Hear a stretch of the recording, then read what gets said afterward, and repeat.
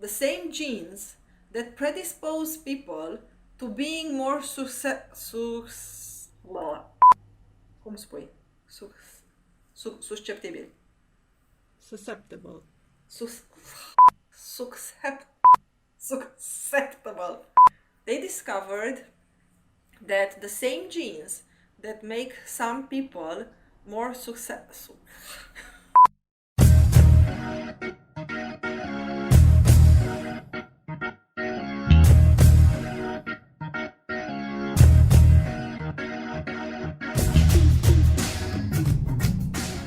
Welcome to Totally Unrelated, a place for history, trivia, media, brain farts, and the occasional venting session. My name is Diana. And I am Irina. Last episode, we based our discussion on deceitful use of language. And as a sort of case study, we've used Greg Mankiv's response to the Occupy movement, an essay titled Defending the 1%. We ended part one with his telling the poor to get a degree because being smart is what will get you that sweet dough. And nothing else, basically. Just the smarts and pulling oneself up by the proverbial bootstraps. In last episode, we also touched upon Mankiv's perspective on inequality leading to economic inefficiency. And now we can begin by resuming that idea, as Mankiw takes a jab at Stiglitz's attempt to measure equality of opportunity. Stiglitz's point is that one way inequality makes things inefficient is by decreasing the number of opportunities people born into a certain family get as opposed to others, which in turn means that you don't get many people just can't live up to their potential because they never have the chance, and society as a whole then is deprived of the benefits this would provide, their contributions would provide, so to speak. Okay, so he says, measuring the degree of equality of opportunity is difficult. In his book, Stiglitz proposes a metric, the intergenerational transmission of income. Under this definition of equality of opportunity, people's earnings would be uncorrelated with those of their parents. Yet the issue cannot be settled so easily, because the intergenerational transmission of income has many causes beyond unequal opportunity. In particular, parents and children share genes, a fact that would lead to intergenerational persistence in income even in a world of equal opportunities. IQ, for example, has been widely studied and it has a large degree of heritability. Smart parents are more likely to have smart children, and their greater intelligence will be reflected on average in higher incomes. Of course, IQ is only one dimension of talent, but it is easy to believe that other dimensions such as self-control, ability to focus, and interpersonal skills have a degree of genetic heritability as well. And obviously, also your mama and papa getting you the right kind of job also seems to have quite an impressive degree of heritability. Yeah, I mean, isn't this a case of, back in a past episode when I think Galton, was it, who said that lords... lords breed lords. Yes, it's basically that argument, isn't it? And, as a person who works in the medical field in Romania, you go in a university or in a hospital and you just see that the children of people, not necessarily all the doctors, but the ones that have positions of power, their children will be the ones that they just happened to finish school at the right moment when they were hiring. They weren't hiring the year before or the year after, but it just happened that they were hiring for that exact job the year that the right kind of person finished school, Well, I mean, I've heard that with a high income bracket also comes a perfect timing in life. Yes, of course. I noticed that also. It should be scientifically studied. Yes, it's an ability to be the right person in the right place at the right time. Yeah, Yeah. but the Okay. whole thing is just, of course, annoyingly condescending and patting people on the head while you're being told that, well, now you see, little Timmy, people are just different. No matter how much we wish that they were all just the same in every way.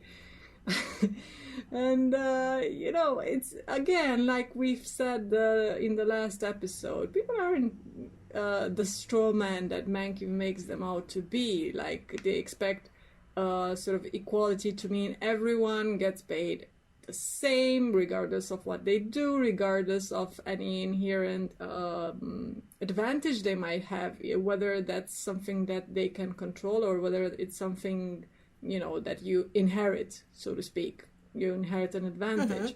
Because, one of the easiest examples that we can all think of when we talk about things you cannot control or you can only partially control is, we know people who are physically attractive have some important advantages in life, and you cannot deny this, and you can scarcely control it, whether you're the one who is benefiting from it or if you are the one who is, so bedazzled by the beauty of someone that you somehow provide them with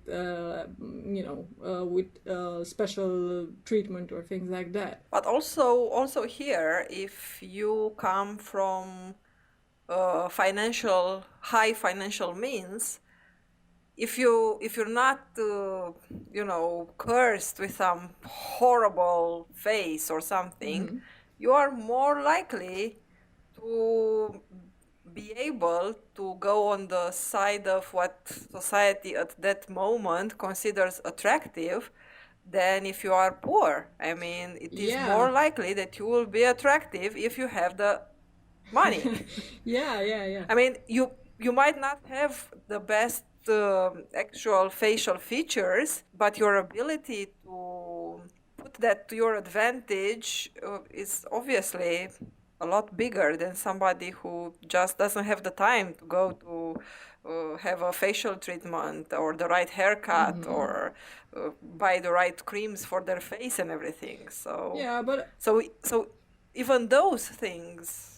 Yeah, but I mean, it's also quite obvious that he's being, again, not he's not arguing it in good faith, because quite a few of the things he mentions, like the ability to focus or interpersonal skills, these aren't things that you just pop out of the womb having, things like interpersonal skills. Well, if your parents have those skills themselves, or if they have the time to spend with you and teach you stuff, introduce you to various people, teach you how to deal with different situations. All these things are dependent on what happens to you and to your family, of course, as a collection of genes in the world, in a certain context, so to speak. So it's not just something that, you have you got lucky, you got the lucky set of genes, and then you just pass those on. And I feel like sometimes trying to argue with this sort of way of thinking, like the one Mankiw displays here, is like arguing with the lady who said that the world is flat and rests on top of a carapace of a turtle. And then if you ask, okay, but like what is underneath the turtle, the answer is that you get turtles all the way down. pretty much because it's a very circular logic. Like, okay, people are wealthy because they have good genes, and then good genes allow them to keep being wealthy. Also, good genes are good, and at the end of the day, what the implication is that poor people aren't just poor, but also not very smart. And I think that the main point of contention is that he thinks that, well, they aren't smart, and they probably won't be smart even if we spend money providing better educational opportunities, better living conditions, because ultimately that's the point he's trying to make, that you see, it's not just unfortunate that these people are at the moment facing these hardships and then they aren't able to be the best, best human resources for capital to exploit. I mean, to employ. But that somehow, I mean, no matter what we do, some people, well, most people actually, but they're going to just fall between the cracks. And there is also this idea that you have, good genes and bad genes. And for sure, there are some genes that just are not compatible with any environment that we have on Earth, and those are definitely bad. So those are the people that should go on a mission to Mars. I mean, maybe, you don't know. Absolutely. But most genes are good or bad in relation to the environment. I mean, the fact that Michael Jordan had the right gene combination to be a great basketball player, and this allowed him to be extremely successful, has a lot to do with the fact that people play basketball. And basketball is a sport that is highly financially rewarding, because the same person with the same genes in, I don't know, 1400s would not have made this kind of money. We shall ignore the fact that being black would have been a problem, but assuming that would have not been a problem, or the same type of genes and he would have been white, but you didn't have basketball, and you didn't have that kind of money in any kind of sport. So this idea of, well, it's all about the genes, sure, but how the genes affect you have a lot to do with how they relate to the environment at that moment. And of course, in some cases, you are more likely to change the genes in, let's say, some diseases, medical issues, but in others, you are more likely to change the environment, even if the genes are still the ones providing you with the pluses or the minuses, but they come in in an interaction. They don't just exist in like a vacuum. They are good or bad in space, Yeah, and also this speaks very much to the idea that many people sort of tend to imagine that even when you talk about something that is contextual, even something as scary as a hierarchy, hierarchy of talents that is especially well rewarded, a hierarchy of roles that you can play in society, whatever. And people will say, well, these individuals, they are highly regarded because blah blah blah, and they are high up in the hierarchy, and that's why they get all the, I don't know, best of the best, all the rewards. But the thing is, the hierarchies themselves, okay, if you talk about something specific, I don't know, professional, you might have hierarchies within that profession, and that's fine, but that's not something that's going to be like that all the time anyhow. The hierarchies themselves, they're not immutable, they are contextual, and the fact that some people sort of take those and then transfer them and use whatever sort of legitimacy or regards they get from being up in a certain hierarchy and then translate it to other aspects of their lives, that's just something that other people put up with. So it disappears. It's a convention. It's something that if other people around you do not recognize that as something valid, that doesn't exist. So yeah. And because he mentioned IQ, I was thinking that this paper was written, I think, in 2013. So technically speaking, before the explosion of IQ and race-obsessed YouTubers, before Trump. The time of the reasonable, decent conservatism.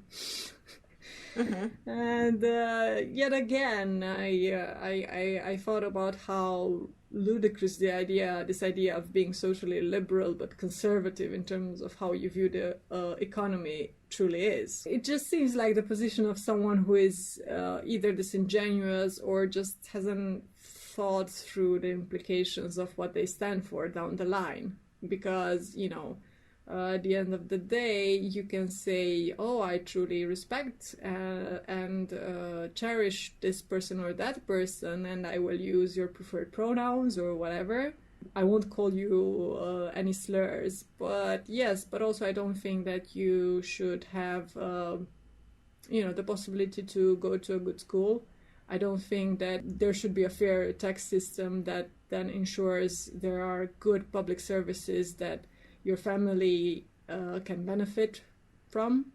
Mm-hmm. So how it's very superficial. It's very, no, you're not really the good person you think you are.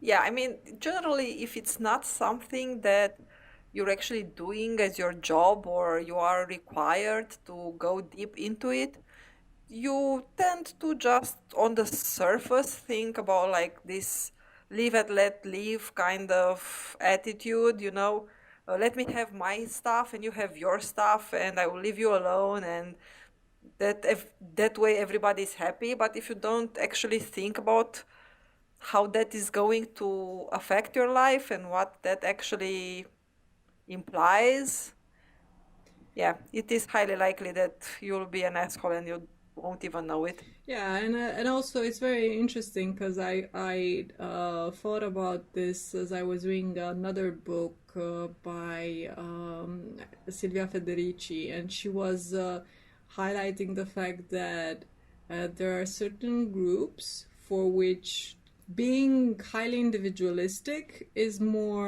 it's both easier and more advantageous than for other groups, and usually the most vulnerable groups have a lot more to draw larger benefits from either communal property or like public services and things like that, because Mm-hmm. obviously if you yourself or your close ones don't have that many resources, the ability to pull together resources with a larger group obviously tends to cover more of the gaps. Mm-hmm. And we can also argue obviously about like the sort of social and psychological benefits of just feeling like you belong and all of this, but let's go on with the reading. Yeah. He continues. This is not to say that we live in a world of genetic determinism, for surely we do not. But it would be a mistake to go to the other extreme and presume no genetic transmission of economic outcomes. A recent survey of the small but growing field of genoeconomics by Benjamin et al. Reports that twin studies suggest that economic outcomes and preferences, once corrected for measurement error, appear to be about as heritable as many medical conditions and personality traits. So I mean, here I would like you to sort of maybe explain a bit of the difference between what the technical terms for heritability is and how it's usually misused, so to speak, in common parlance. Mm-hmm. First of all, I I actually have this issue because I don't really know how people, because in Romanian we basically tend to use the same word for both Mm-hmm. hereditary and heritability. I mean, I actually I looked it up and I haven't found like a different word in Romanian. Mm-hmm. So I'm not sure if necessarily this happens for English speaking people. Mm-hmm. I can't really tell, not being from England or America. But in Romanian, a lot of people mix hereditary and heritability, meaning that something can be highly hereditary. I mean, you definitely inherited from your parents, And something very obvious would be like having two hands and two legs. This is highly hereditary, but with a very low heritability. I mean, um, the variation is very low. Most people have two legs and two arms. It very rarely happens that somebody is born with half a leg or Okay. half an arm or missing a part of leg or an arm. But it's definitely hereditary, you know. But it's not what generally people, at least in Romania, think about. When you talk about something being hereditary, they don't think that, yeah, the fact that I have two legs and two eyes and two hands is hereditary. Heritability is actually, it's a somewhat statistical term, and it relates to the variation of that feature that exists within a population. In medical terms, we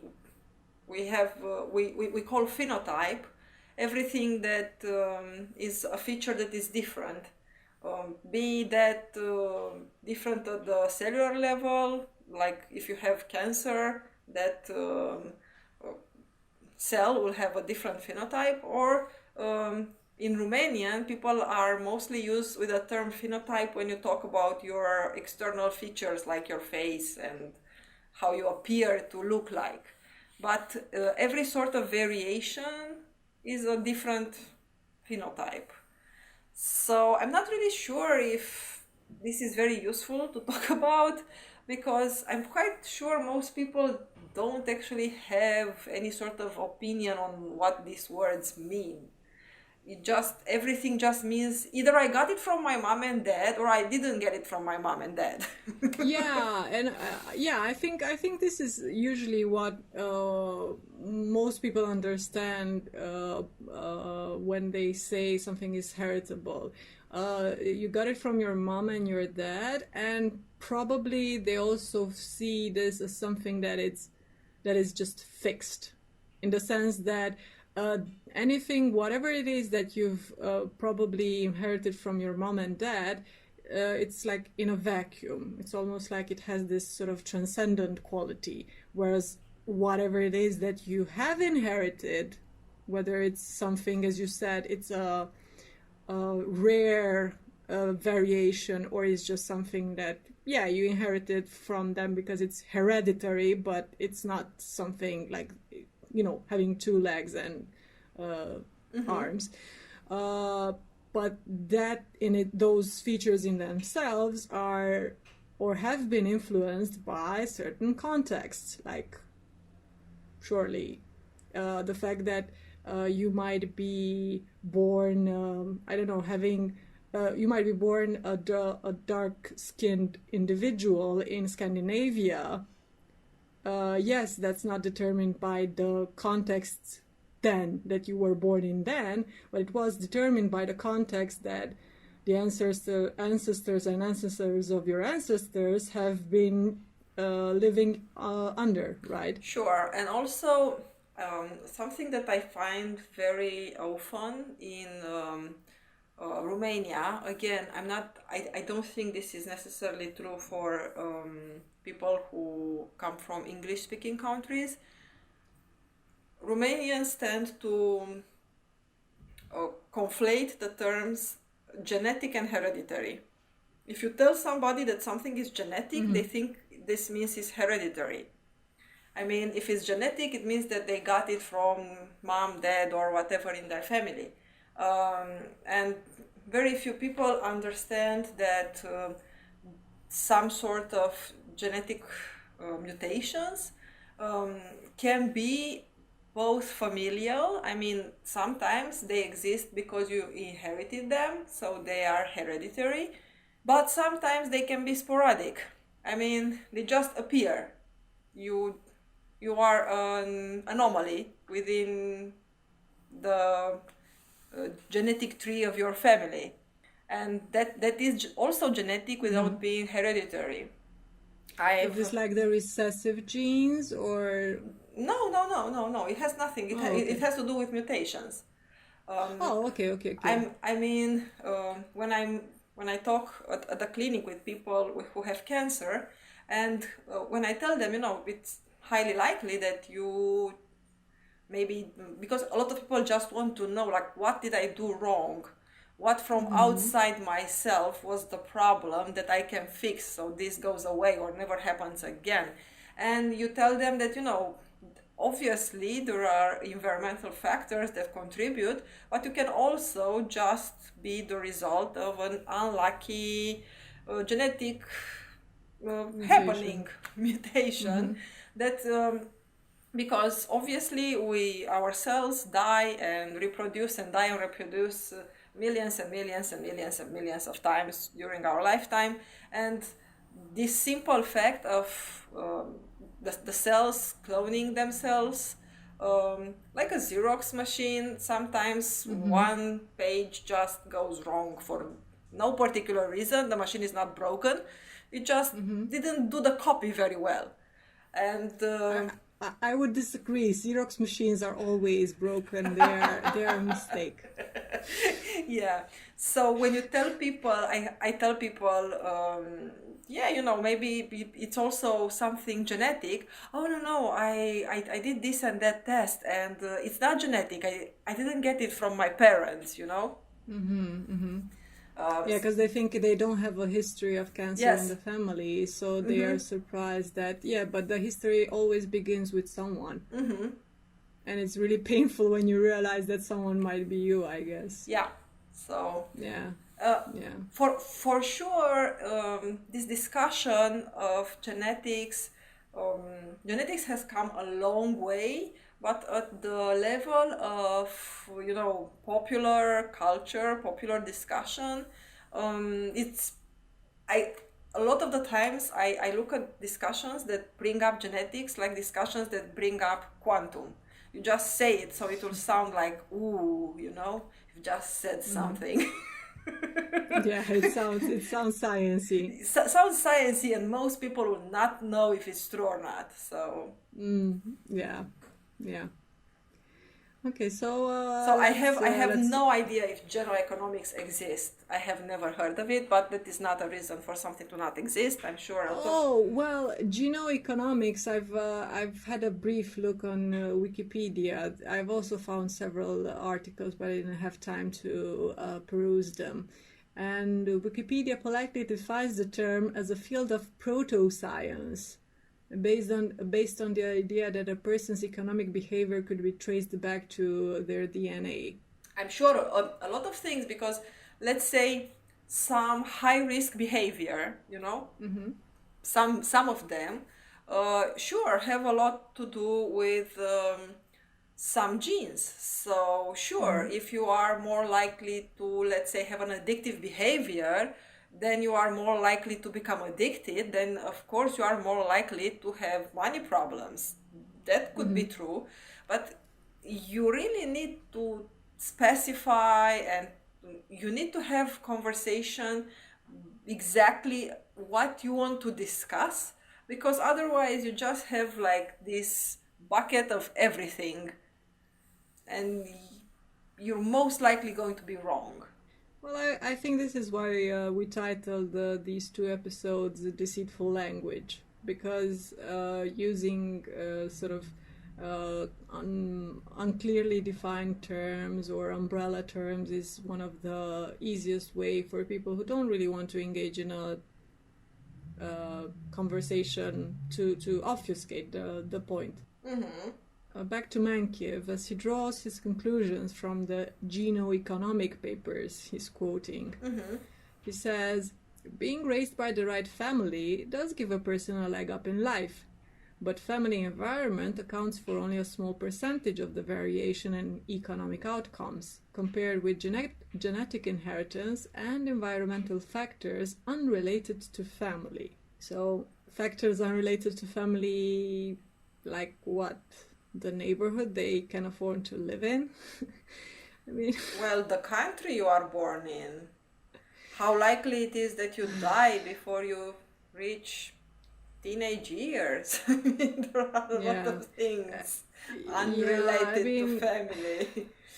Yeah, because But it again, you really have to to specify what you're talking about, because if you get a somewhat stable country with city that is somewhat, you know, well off overall, you might have a smaller degree of importance for, uh, you know, outside factors. And then if you go in a even if in a different city in the same country, let's not talk about just going to a different country altogether, the environment in a country at war, it will most definitely become a hell more important thing than, you know, the genes. Like the bomb just went off, you're dead with your yeah, with your yeah. brilliant genes. I mean, at the end of the day, if Mankiw, for instance, is being honest about, I do realize that there is a problem with inequality. Mm-hmm. Then I'm still waiting for the sort of solution, because he traces all of this back to a slowdown in educational attainment. Okay, so then how can we solve this? Because I don't hear him or anyone who sort of supports the same arguments. Talk about any ambitious national programs that would help people acquire those highly required skills that will land them the massive paychecks. Because he said something about the 50s and 60s. You had this surging graph of people going to school, getting degrees, getting into probably STEM fields and things like that. But yeah, of course, you had the beginning of the Cold War, you had the whole space race, you had massive investment in terms of both education and then not infrastructure, but I guess infrastructure as well, and manufacturing, right? Mm-hmm. So there was this whole system that was put in place after the Second World War of using the sort of momentum that was built up during war production and redirected it to civil purposes, right? And then you remove that and you just tell people, well, try harder. Sure, And maybe go to a private school that you cannot afford to go to, as if that were just your choice, because you don't get a good education because you choose not to go to a good school. yeah, and also talking about how he builds a straw man. Nobody says that there won't be obvious differences among people based on Mm-hmm. their skills and based on what we will need further down the line. We might need other skills. High paying jobs now might not be so high paid or might not even exist in some years in the future. But what we are talking about is, first of all, is being not very smart, punishable by death offense. I mean, if we have a discussion in a country and we decide, well, if we decide you don't have highly employable skills, I think the punish should be death. If that is not what we're saying, then and also, of course, we all know that corruption exists at different degrees in all societies. So we know that people that have money have power, and people in power will help their own family and friends. So we Mm-hmm. know those things happen. So you really have to argue in bad faith when you want to say that, well, it's everything just about how brilliant they are. and Mm-hmm. and the people who want to discuss the environment, they actually, what they want to discuss, well, and what they want to address is not the fact that a doctor has more money because he genuinely is good at something. They want to discuss the fact that the child of that doctor may not be as good as the child of somebody else, but will end up being in that job due to corruption, as we have seen with a lot of high profile cases of actors and something from the entertainment business actually paying their kids way to get into big schools. We know those things happen, and those are the things we want to address. Nobody wants to, let's just put less qualified people in high places so there will be, I don't know, equal outcome or some silly thing like that. But Yeah. it sort of sounds like that the way these people present it. Well, yeah, because like you said, it's supposed to be a straw man, and then, oh, look at how ridiculous this is. Yes, exactly. So he goes on to say, I was raised in a middle class family. Neither of my parents were college graduates. My own children are being raised by parents with both more money and more education. Yet, he says, I do not see my children as having significantly better opportunities than I had at their age. Okay, can I mean, I'm sorry. Can I say one more thing? yeah, sure. And then we'll come back to this wonderful quote. Um, Yeah. in in Siddhartha Mukherjee's book Gene, there is mention of this study that has been done in an American city where there was a high incidence of people engaging in high risk behavior, and Mm-hmm. they've done this study where they looked if they had a certain type of genes that they knew have to do with high risk behavior, and they split the people in two groups: the control group, who just had their Mm-hmm. genes tested, and there was no intervention, and the intervention group, and they got the psychological help and the economic help and all that. They discovered that the same genes that make some people more successful. Susceptible. It's fine. Okay. um, so they discovered that the same genes that make people more prone to high risk behavior are the same genes that make people more likely to react to environmental changes. I mean, the genes of the people that were more protected, that they didn't have that much inclination towards depression, towards self harm, towards addiction. They also were less, if they had some problems, they were less likely to be helped by outside, intervention.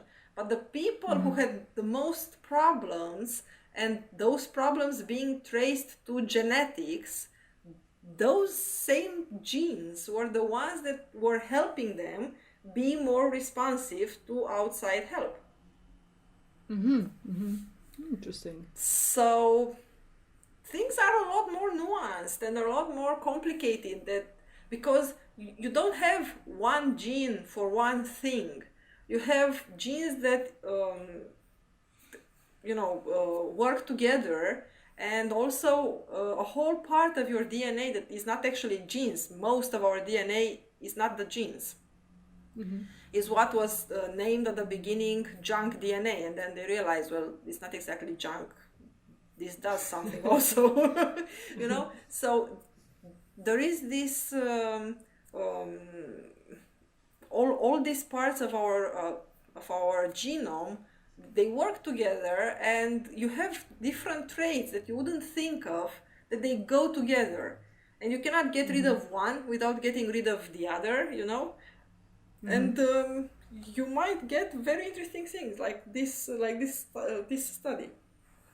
Mm-hmm. Yeah, yeah. So it's very correct to say that those people have that behavior because of their genes, but it is also very correct to say that if you will go with outside help, you will be more likely to change the life of those people and to make them into actual functional citizens. Also due to their genetics. Yeah, because at the end of the day, I think we can always get back to the whole lords breed lords Mm-hmm. idea as the crux of the problem. That usually, again, as I said, in common parlance, people understand genetics as that something that is almost like the Mm-hmm. precious family heirloom that gets passed down and is somehow like I don't know, mosquito in amber. Mm-hmm. Mm-hmm.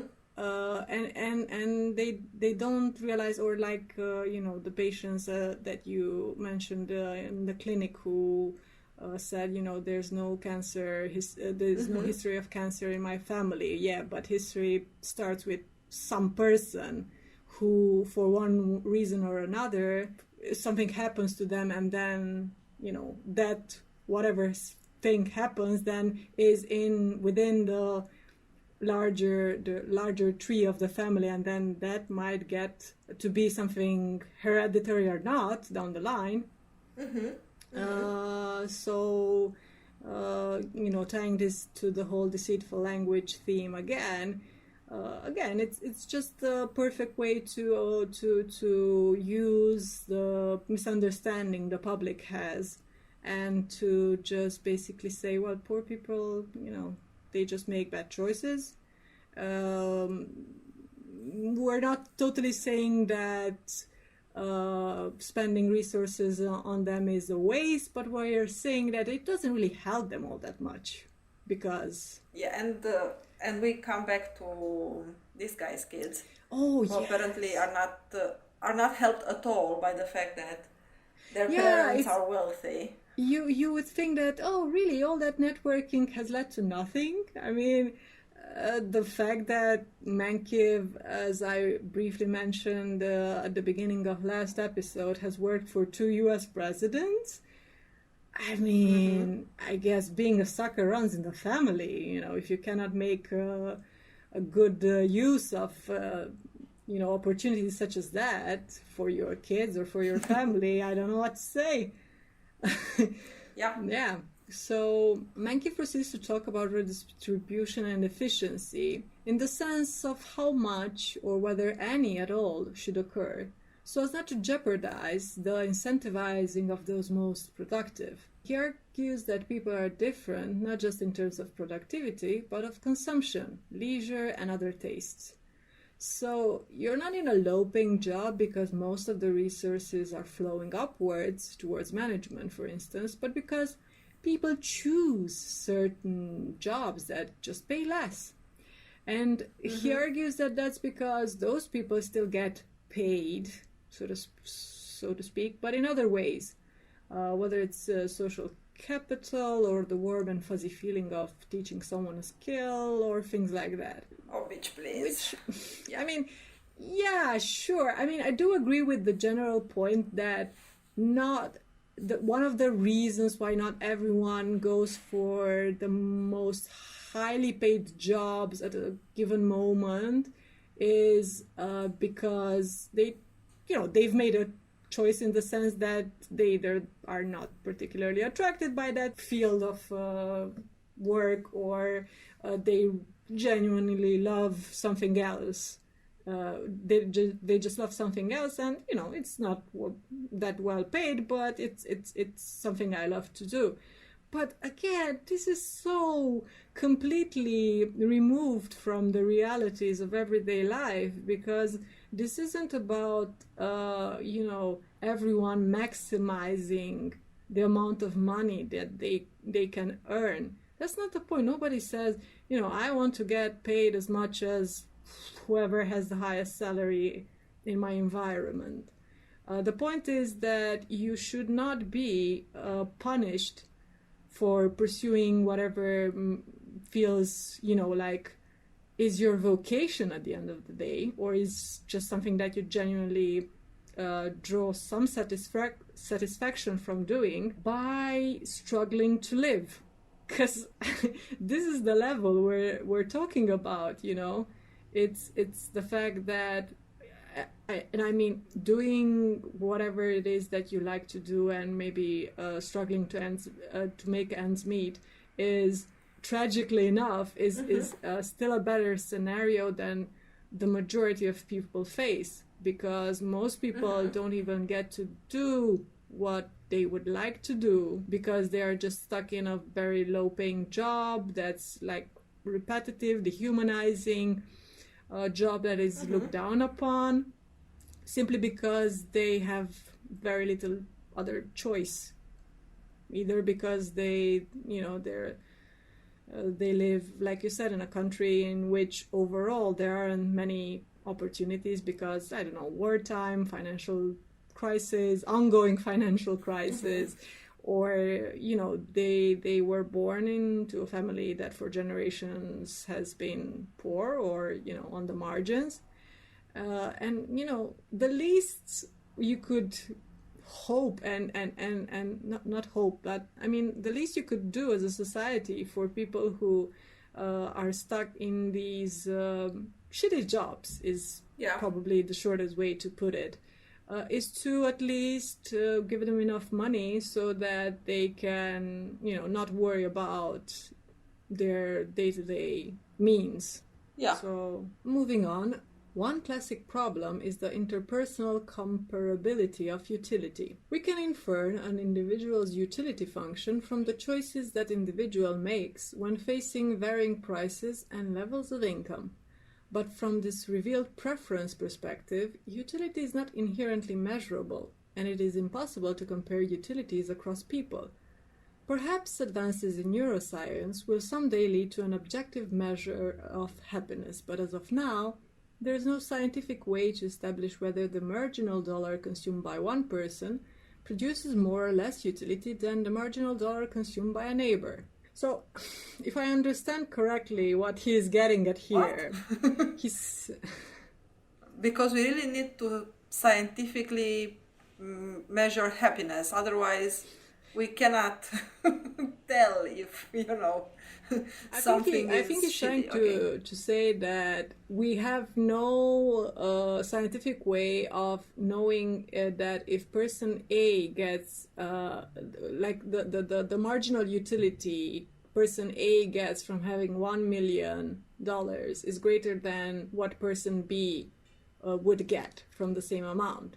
Sure, yeah, I know. I understand what he says, but um, what we know, if we are to talk about science, we know that this possible mismatch between having I don't know what many millions and the happiness those millions produce happen after a certain threshold, because up to a certain threshold that has to do with the amount of money you need to actually meet your basic needs. You can really, there is a linear relationship between how you feel and the money you get.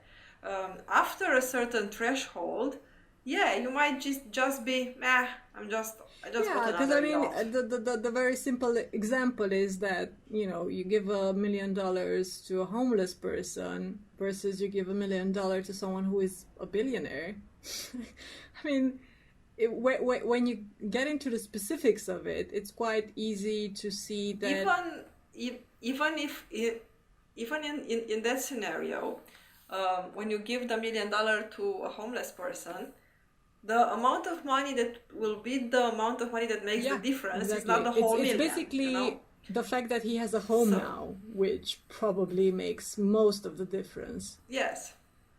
Yeah, and depending on where they live, 1 million might not be enough for a house, or it might be more than enough to, buy a house and take care of many, many, many other things. And, in the case of the billionaire, I don't know, as you said, it might be just something like they genuinely have this pathological happiness of seeing numbers add up, even if it doesn't really mean anything to them in terms of actual happiness. It might just be a numbers game. So it's better than I have it than if anyone else would have it. In the next chapter, Mankiw seeks to address any critiques that he thinks would come from the left side of the political spectrum. The first point he brings up is this. A second type of argument from the left is that the incomes of the rich do not reflect their contributions to society. In the standard competitive labor market, a person's earnings equal the value of his or her marginal productivity. But there are various reasons that real life might deviate from the classical benchmark. If, for example, a person's high income results from political rent-seeking rather than producing a valuable product, the outcome is likely to be both inefficient and widely viewed as inequitable. My own reading of the evidence is that most of the very wealthy get that way by making substantial economic contributions, not by gaming the system or taking advantage of some market failure or the political process. I mean... no. I like what he does. Like, I do acknowledge that there might be some bad actors, but I don't see any. No, really. I mean, it's just this thing that you look across countries all over the globe and you just cannot see this problem. Yeah, I mean, I know there are some individual, there's no such thing as systemic racism. There are just individuals who are bad apples. And I can, I do admit that there is such a thing as a racist person, but I mean, I don't see them. Do you know anyone who's racist? I don't know anyone who's racist. I've read. Why do you know someone who's racist? Why would you associate with someone who's racist? It's almost like this sort of public exercising of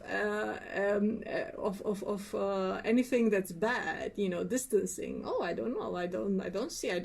There's no such thing. I mean, I do agree in principle that obviously there are some bad people out there because the system is imperfect, but I don't know. Do you know them? I don't know. No, seriously. I mean, this thing is so outrageous because you just need to, I don't know, start a TV and look at the news, and in any country you see, that there is of course a different degree based on generally how old the law system in that country is and since when that country actually had money to deal with such things and all that.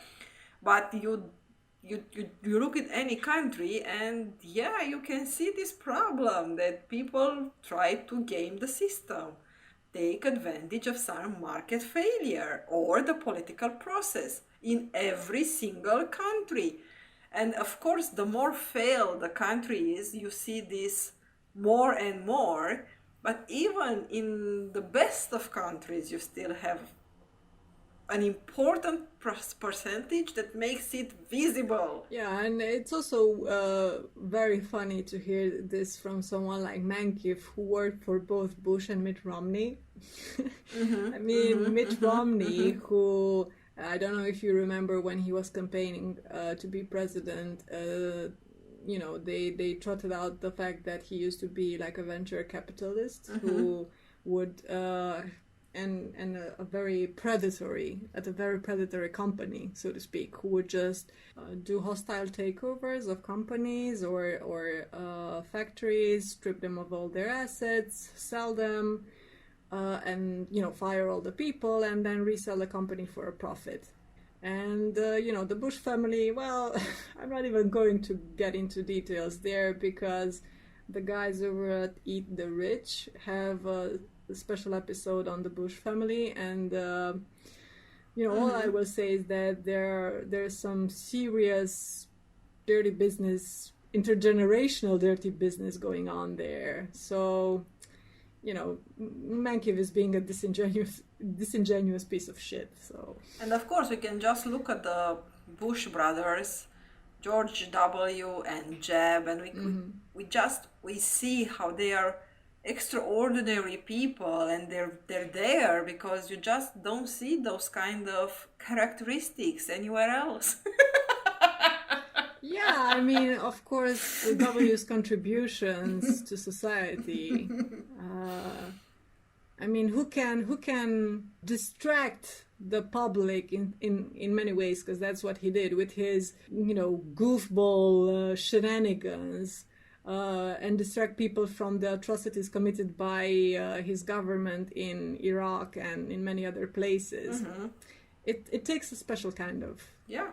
person, truly. So I mean, there it is a skill. There you go. Yeah, it is. And now being sort of redeemed as this very endearing old friend from the noughties, who paints dogs and is hanging out with Ellen and the Obamas and giving candies to Michelle. I mean, yeah. But even the example Mankiw gives of a good rich person, so to speak, who is Steve Jobs. Oh yeah. The point with Apple is not that it launches successful products with a cult-like following. It's how the fruits of that success are being distributed among those who contributed to the company. Because, no matter how much you want to suck Steve Jobs' cock, his putrefied cock at this point, he didn't assemble the iPhone or the iPhones that people use. And he sure as hell didn't mine for the rare metals that are used for different parts of that phone. He wasn't even a tech whiz like Steve Wozniak. Steve Wozniak? Wozniak. Oh, I'm sorry. And neither was he all the designers and engineers or even, the cleaning staff that kept those labs and offices functional throughout all those years that these wonderful products were produced and are, they are still being produced. Mm-hmm. And, do most people expect that the cleaning lady should get the same wage as Jobs? Well, I mean, if you ask me, I would have paid more. I would have paid the cleaning staff more than Steve Jobs just because I would have loved to spite him. But that's not the point. I mean, and also, I think we are very quick to downplay the importance of maintenance, cleaning, and care jobs because they are considered sort of low prestige jobs. But anyone who lives or anyone who works in a large office knows that when the cleaning staff leave early or if there is a staff shortage, the common areas and the kitchens just become a pigsty in less than 30 minutes. Yeah, and not only that. I mean, yeah, sure, in a company, a lot of people are actually needed. But the problem with people like Steve Jobs is that people refer to him like he invented something, and he clearly did not. And that would not be the main issue. The main issue is that the most things that have been used for this successful product, that is the iPhone, were actually inventions done in state-sponsored facilities. Mm-hmm. And you have the touch screen, you have the GPS system, you have lots of these things were actually invented in state-sponsored facilities. And of course, he does have the thing that we have to thank him for, that he realized that, well, if you put more of these things together in a very accessible and approachable way, people are going to use this product and even have their life greatly improved. But overall, the money came from basically everybody, and the glory is just his. Yeah, because I the money and the science behind everything. Yeah, because at the end of the day, it's despite my personal lack of sympathy for certain characters, so to speak, mm-hmm. individuals in these glamorized positions like Steve Jobs or whatever. It's not that they shouldn't be incentivized or encouraged to do whatever they're supposed to do, despite my lack of appreciation for them as individuals. Mm-hmm. Because ultimately I'm not the one who decides these things. But the point is, why should they get so much of, of the benefits or of the recognition or of everything? That's the whole point. They just hog all the limelight. And not just that, if it would just be that they have this spotlight and they have the fame, okay, that would be bad enough, since a lot of the things they use were not their inventions. But you also have the problem that they genuinely, they and their company genuinely uses their financial power to stop other people like them making their way up. Yeah. They genuinely look for new ideas and squash them if they're not, if they cannot personally benefit or buy those people or buy those ideas in some way. If those people somehow meet with their piece of market that they are interested in, they genuinely stifle competition. It's like in those Western movies where they say, this town just ain't big enough for the both of Oh us. yeah, exactly. Yeah. Yeah.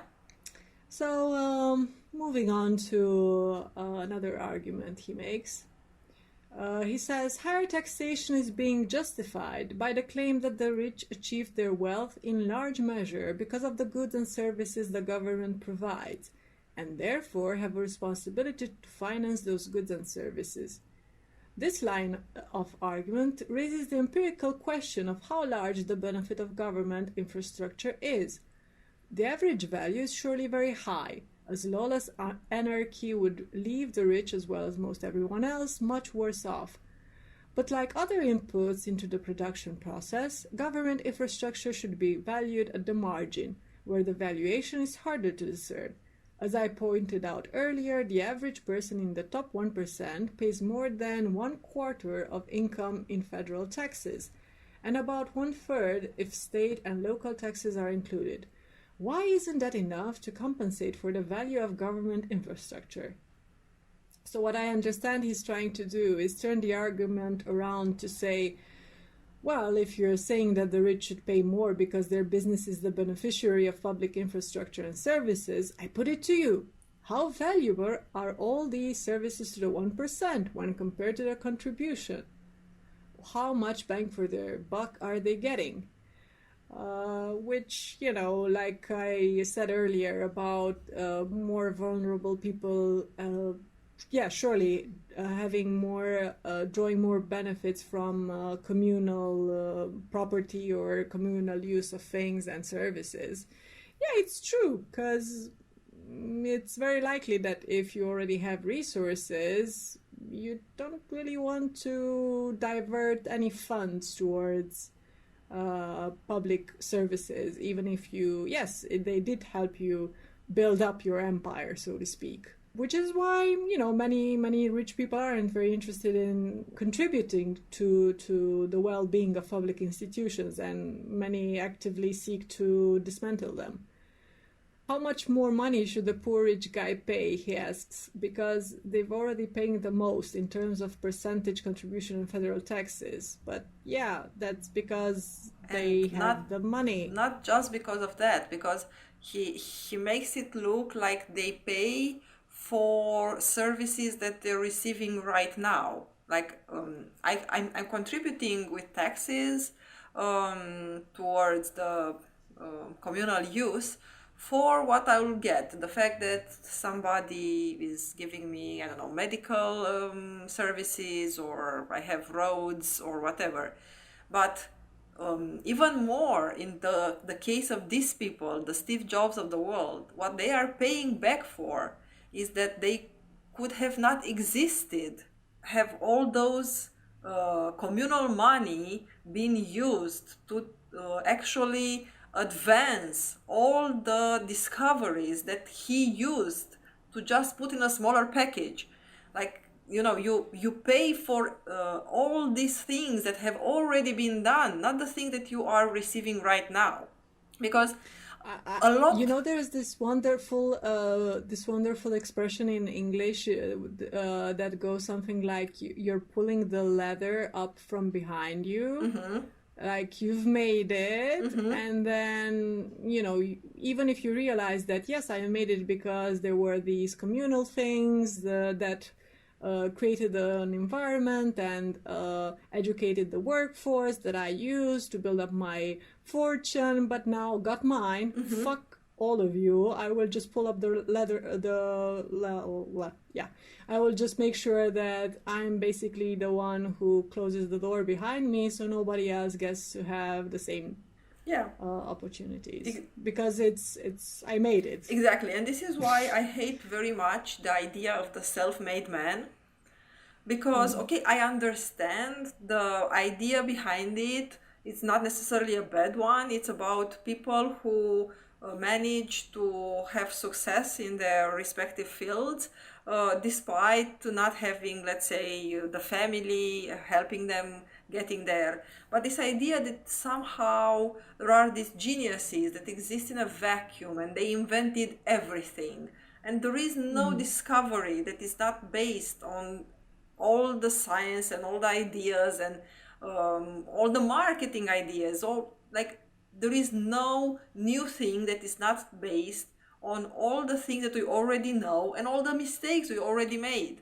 So you could have not actually started from this point if all the other points before you didn't exist. So, So what you're saying is death to the author. Always. Absolutely. The only way to enjoy reading these days. In school when we used to learn about like ballads and things like that are like a part of the folklore, it was a bit weird to me, because most of the stuff that you learn when you learn to read and things like that have an author.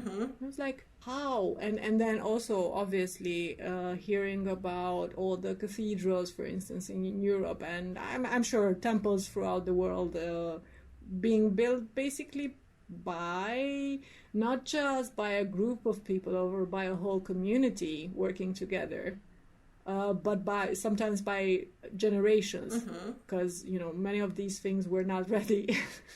Yeah. We complain about builders taking long now, but yeah. It was even worse. Back in the pyramids time, it was even worse. Yeah. Another thing that is really annoying is this idea of, but you see, if you scare away these very fragile people of great intellect and talent and genius, these job creators, by not letting them get their second yacht, then whatever will become of us. And the thing is, I mean, I don't think that not letting them get their second yacht would really disincentivize them from doing business, because when you are in the business of making money, I think there's also this component of almost sportsmanship, like, or sport, like people who do sports have this passion for the numbers, for being number one, for outdoing each other. Yeah, they genuinely have an enjoyment for the race in itself. Yeah.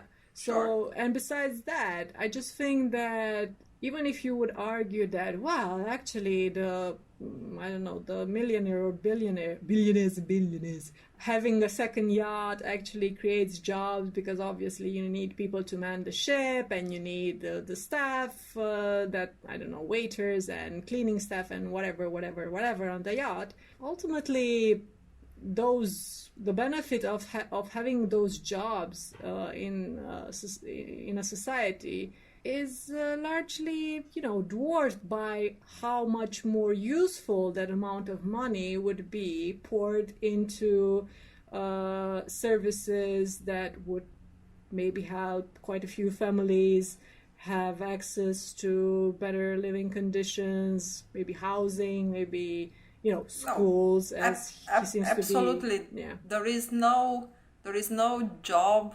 that pays you minimal wage that is as important as the fact that you live in a country where you can go to the doctor anytime and not end up in debt. Yeah. And also to sort of reference something, well, fairly recent. I think it happened last year, right?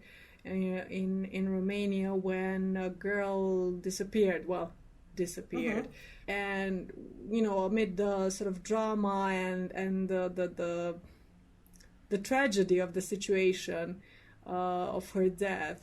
Many people failed to notice the fact that when she was abducted, she was hitchhiking because there was the bus line from her village to the nearby town where she was going to school was discontinued. So, Yeah.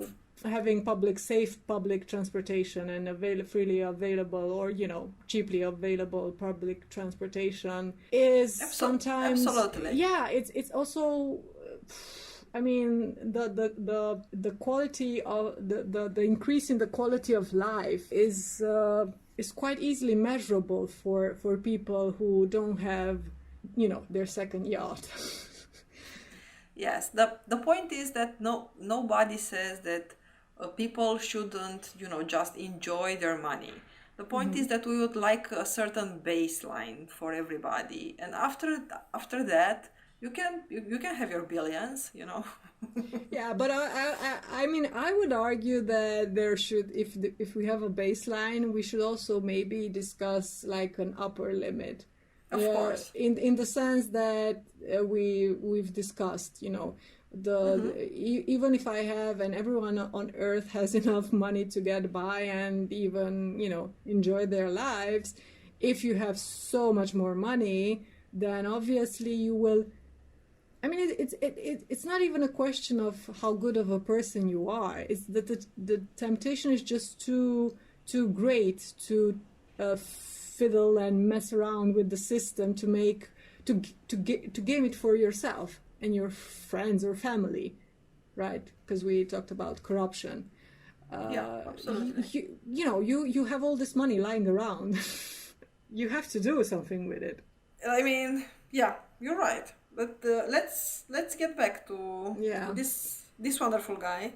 Yeah, so he says, government has grown as a percentage of the economy, not because it is providing more and better roads, more and better legal institutions, and more and better educational systems.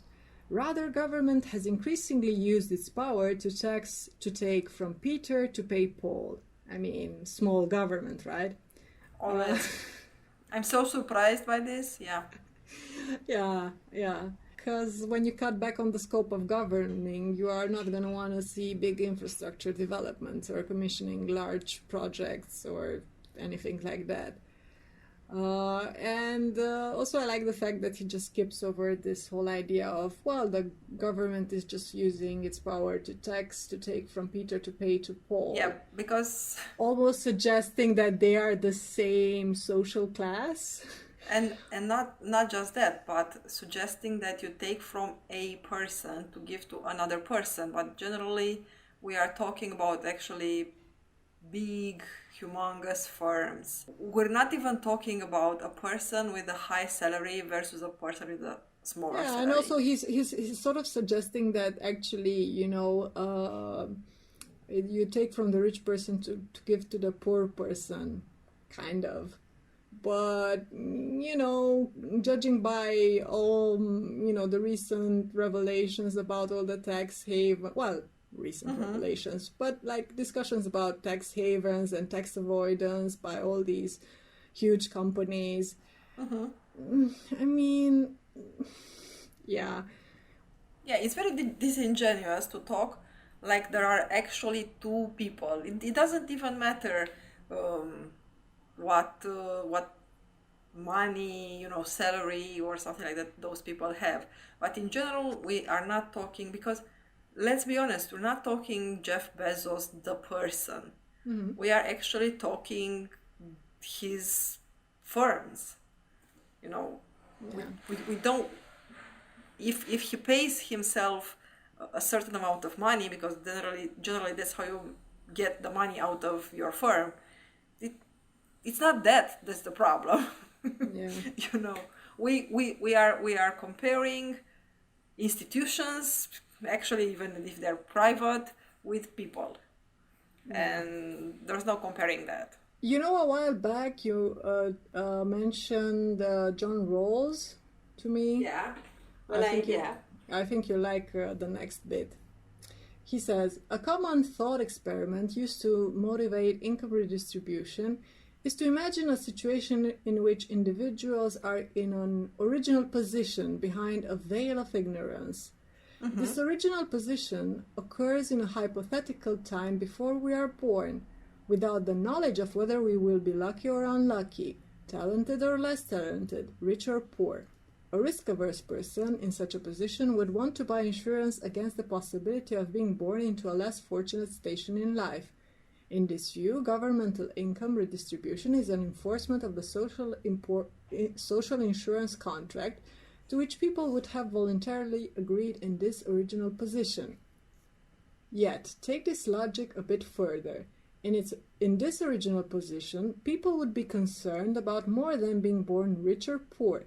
They would also be concerned about health outcomes. Consider kidneys, for example. Most people walk around with 2 healthy kidneys, one of which they do not need. A few people get kidney disease that leaves them without a functioning kidney, a condition that often cuts life short. A person in the original position would surely sign an insurance contract that guarantees him at least one working kidney. That is, he would be willing to risk being a kidney donor if he is lucky, in exchange for the assurance of being a transplant recipient if he is unlucky. Thus, the same logic of social insurance that justifies income redistribution similarly justifies government-mandated kidney donation. Yeah, I can see the logic here. So, if we can't control everything, why do anything about anything?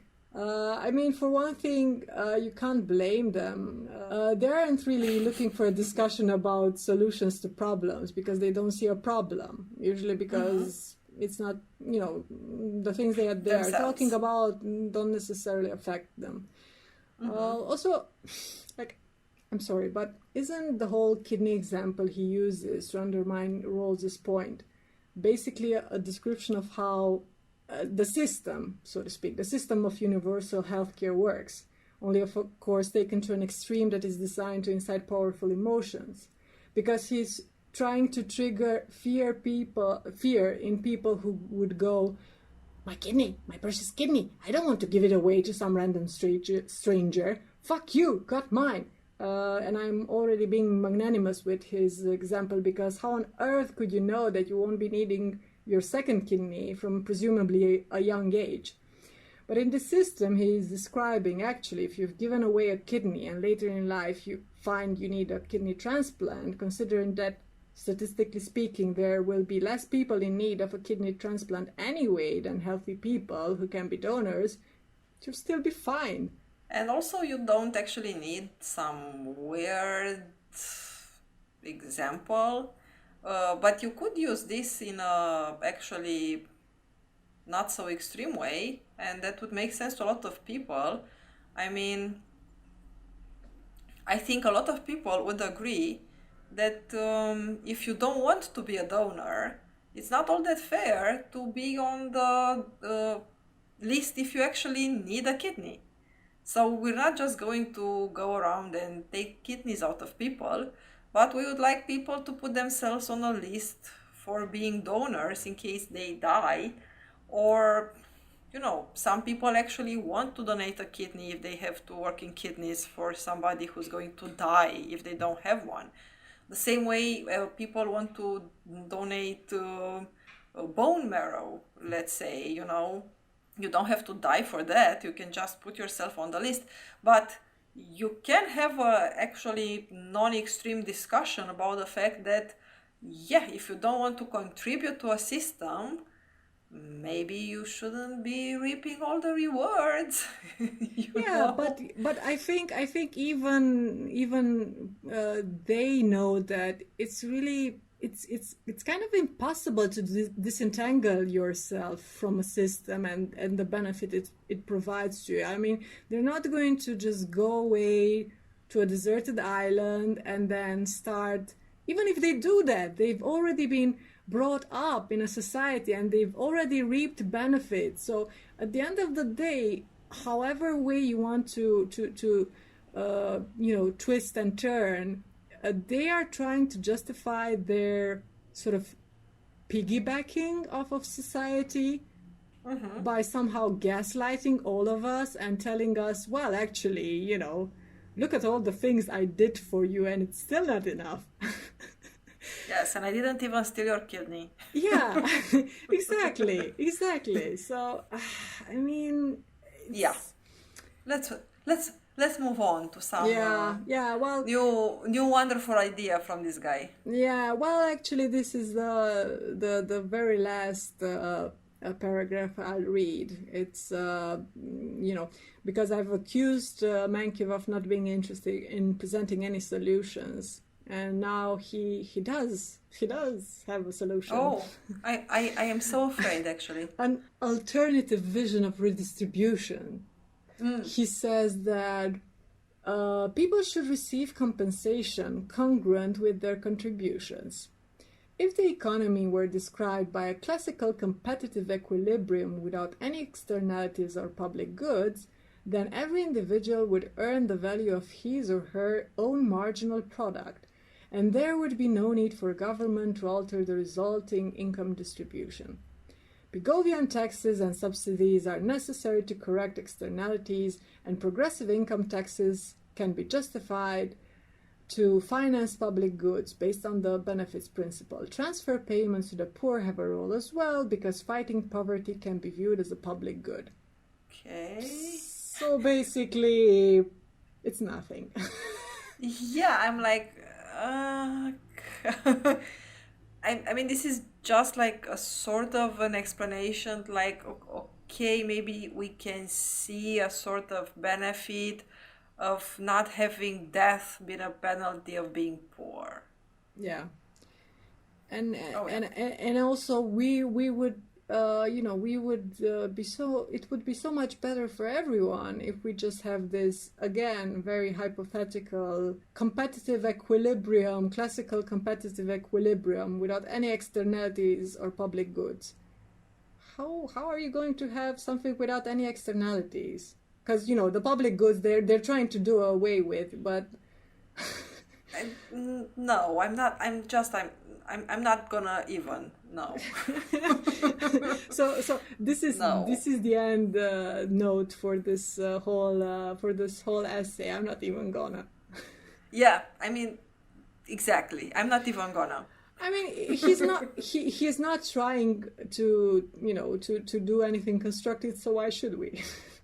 I mean, I have to say that I do think that just bitching about stuff that needs bitching about, it's a public good. Yeah, So, I mean that's why we have this podcast. yeah, I mean, sometimes bitching about something is a very constructive use of one's time and a public service.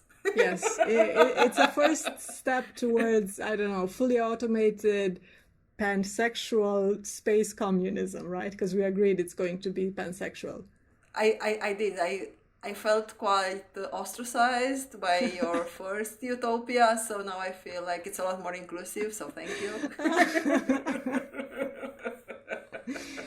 Okay. Well, Okay. we'll leave it at that then, and hope anyone who has been listening has been enjoying themselves, and maybe tune in for our next episode. I can tell you that the dog managed to stay all throughout our discussion, so the dog was very Oh. interested. Okay, well, Yeah. that's nice. And no snoring from the dog, so it wasn't no, that boring.